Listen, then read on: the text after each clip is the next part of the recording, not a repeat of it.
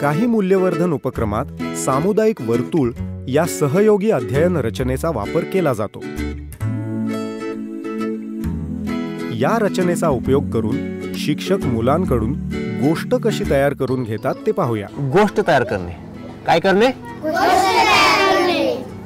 सुरुवातीला शिक्षक सर्व मुलांना एका गोलात घेतात. तसेच ते स्वतः मुलांसोबत त्या गोलामध्ये बसतात. गोष्ट तयार करण्यासाठी शिक्षक मुलांना काही शब्द देतात. तसेच गोष्ट तयार कशी करायची याबद्दल वाक्य आठवत नसेल त्या गोष्टीमध्ये सामील करण्यासाठी, ती गोष्टीला पुढे नेण्यासाठी तुम्ही काय म्हणायचं? पास म्हणायचं आणि आपल्या पुढच्या मित्राला चान्स द्यायचा. चला तर मग सुरू करायची गोष्ट. आवडेल तुम्हाला खेळ? ओके. आता मी एक वाक्य देणार आहे. खोडकर आपला विद्यार्थी मित्र. शिक्षक आपल्या उजव्या बाजूपासून मुलांना गोष्ट तयार करण्यासाठी तुला काय वाटतं त्याच्यावरती? आपल्या गोष्ट तयार करायची आणि ती गोष्टीला शेवट कसा होईल, काय होईल तो वाटतं? सुरुवात कशी करणार तू? आपला खोडकर मित्र. त्या मित्राचं काय नाव वगैरे तो त्याला ठेवशील का? काय नाव आहे खोडकर मित्राचं?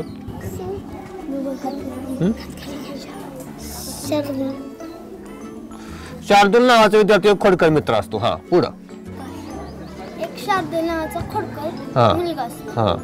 तो एकदा चौथीत शिकत असतो. ती कुणाच्या खोड्या काढ, काय काढ, दंगा मस्ती कर, रोज काहीतरी असतच त्याचं. शार्दूल नावाचा मुलगा एकदा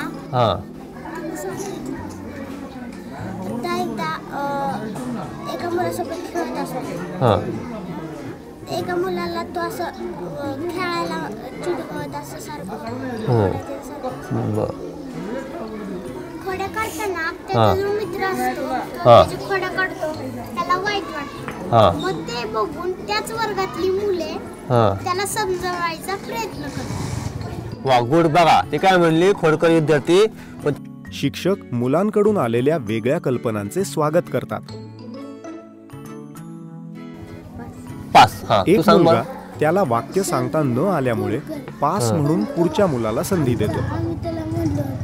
खोड्या काढू नकोस, पण तो तरी बी खोड्या काढतो.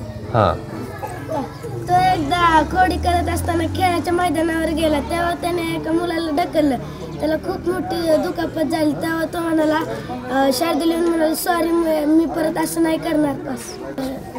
तेव्हापासून खोड्या करायचं बंद केलं. तुला काय वाटतं? मग जाणीव झाली पाहिजे खोड्या काढू नये. छान. त्याला कळलं पाहिजे की आपण खोड्या काढल्यामुळे दुसऱ्यांना दुःख होतं. त्याने परत मुलांना त्रास नाही दिला पाहिजे. परत टक्कल नाही, खोड्या नाही काढल्या. त्याने परत असं मैदानावर कधीच खोडले नाही काढले. आपण मैदानावर खेळत असतो तर त्याला सांगायचं की आमच्या खोड्या काढू नको. त्याने मैदानावरती आणि कुठे परत मुलांच्या खोड्या काढल्या नाहीत. म्हणजे तो सुधारला. वा, छान. बा, एक खोडकर विद्यार्थी होता. तो खोड्या करायचा, त्याच्यामुळे मुलांना त्रास व्हायचा. पण अचानक एकदा त्याच्याकडून खोडी सर्व मुलांचे मुद्दे सांगून झाल्यावर शिक्षक गोष्टीची उजळणी सर्वांसमोर करतात. हे कार्य जर मुलांकडूनच करून घेतले तर असा उपक्रम अधिक प्रभावी होऊ शकेल. खोड्या काढणार नाही. छान गोष्ट तुम्ही तयार केली आज. धन्यवाद. असंच आपण खेळ, उद्या पण खेळू आणखी. शिक्षक सर्वांचे अभिनंदन करतात.